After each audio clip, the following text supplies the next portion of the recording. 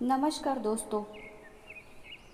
पूरे भारतवर्ष में अनेकों त्यौहार मनाए जाते हैं। देवताओं का जीवन में बड़ा महत्व है, इसलिए हर देवता का जन्मदिन भी मनाया जाता है। धरती पर असुरों का संहार करने के लिए भगवान विष्णु ने त्रेता युग में श्री राम के रूप में मानव अवतार लिया। प्रभु श्री राम ने अपने जीवन काल में कई कष्ट सहते हुए मर्यादित जीवन का सर्वश्रेष्ठ उदाहरण प्रस्तुत किया है, इसलिए उन्हें मर्यादा पुरुषोत्तम कहा जाता है। संसार के हर व्यक्ति के सामने अपना आदर्श रूप रखा, वह एक उत्तम पुरुष है। हिंदू पंचांग के अनुसार चैत्र माह के शुक्ल पक्ष की नवमी तिथि के दिन मध्याह्न 12 बजे प्रभु श्री राम का जन्म हुआ था, इसलिए इस दिन को राम जन्मोत्सव के रूप में मनाया जाता है। इसलिए इस पर्व को राम नवमी कहा जाता है।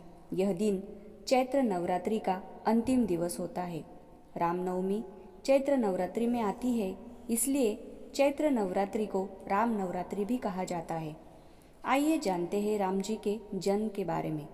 महाकाव्य रामायण के अनुसार अयोध्या के राजा दशरथ की 3 पत्नियां थीं, लेकिन बहुत समय तक उनकी कोई संतान नहीं थी, जिससे राजा दशरथ बहुत परेशान रहा करते थे।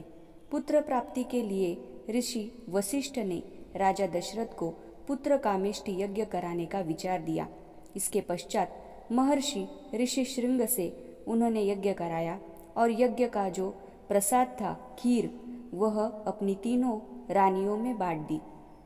ठीक 9 महीने बाद सबसे बड़ी रानी कौशल्या ने पुत्र को जन्म दिया। कैकेयी ने भरत और सुमित्रा ने जुड़वा बच्चे लक्ष्मण और शत्रुघ्न को जन्म दिया।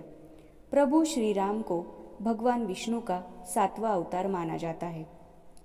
रामनवमी के दिन आमतौर पर हिंदू परिवारों में व्रत, उपवास, पूजा पाठ व अन्य धार्मिक अनुष्ठान का आयोजन किया जाता है।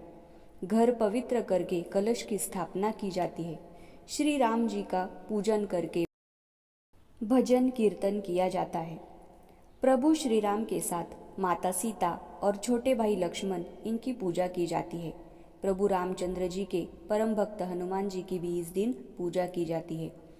इस दिन बहुत से लोग श्री रामचरितमानस का पाठ करते हैं। यह एक पारंपरिक त्यौहार है। बुरी शक्तियों पर अच्छाई की विजय और अधर्म पर धर्म की स्थापना को यह त्यौहार दर्शाता है। राम जन्म पर धार्मिक सांस्कृतिक उत्सव रामलीला का आयोजन होता है।